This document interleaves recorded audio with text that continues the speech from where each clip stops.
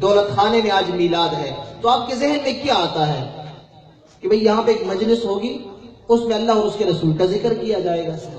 یہی ہے یا نہیں ہے؟ جب آپ کو کہیں پہ میلاد کی دعوت دی جاتی ہے تو آپ کے ذہن میں فوراً یہ آتا ہے، فطری طور پہ آپ کے ذہن میں یہی بات آتی ہے کہ وہاں پہ اللہ اور اس کے رسول کا ذکر کیا جائے گا۔ تو ذکر رسول جہاں پہ کیا جاتا ہے اسی مجلس کو میلاد کہا جاتا ہے۔ اس مجلس کو کیا کہا جاتا ہے؟ مگر نہ میلاد کا اپنا معنی مجلس اور محفل نہیں ہے۔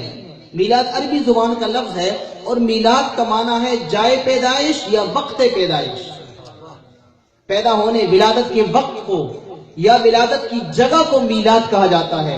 لیکن ہمارے عرف میں میلاد یا مولود اس محفل کو کہا جاتا ہے کہ جس میں اللہ اور اس کے رسول کا ذکر کیا جائے۔ اب ہم نے کہا کہ میلاد النبی کی مجلس، تو جب میلاد النبی کی مجلس آئے گی تو فوراً ذہن اس طرف متوجہ ہوگا کہ ذکر رسول کی مجلس۔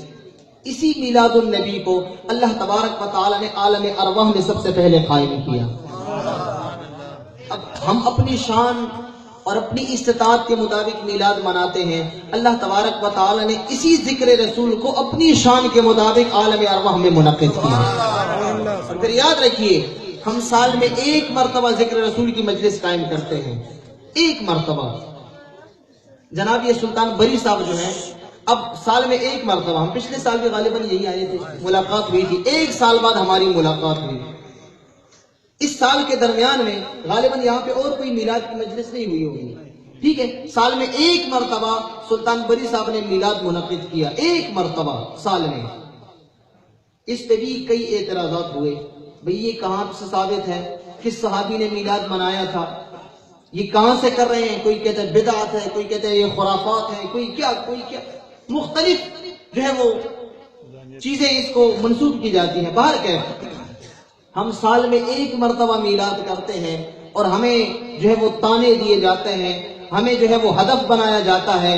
اللہ تبارک و تعالی نے عالم ارواح میں میلاد منعقد کیا، اور صرف عالم ارواح میں نہیں بلکہ جب سے اللہ ہے اور جب تک اللہ ہوگا، جب سے اللہ ہے اور جب تک اللہ ہوگا، ہر وقت اللہ تعالیٰ ذکر رسول کی صورت میں میلاد منا رہا ہے۔ اللہ کا ارشاد ہے سورۃ احزاب 22واں پارہ، اللہ نے فرمایا ان اللہ وملائکتہ یصلون علی النبی، بے شک اللہ اور اس کے فرشتے نبی صلی اللہ علیہ وسلم پہ درود بھیجتے ہیں۔ اب سوال پیدا ہوا، باقی جتنی مخلوق ہے اللہ کی، چاہے وہ انسان ہیں، وہ جن ہیں، وہ فرشتے ہیں، کوئی بھی ہے، جاندار ہے، بے جان ہے، جو بھی درود پڑھتا ہے تو وہ اللہ سے سوال کرتا ہے، اللہ کی جناب میں، اللہم صلی علی محمد وعلی آل محمد، اے اللہ تو اپنے نبی محمد پہ درود و سلام بھیج، اے اللہ تو اپنے محمد پہ رحمت کاملہ نازل فرما۔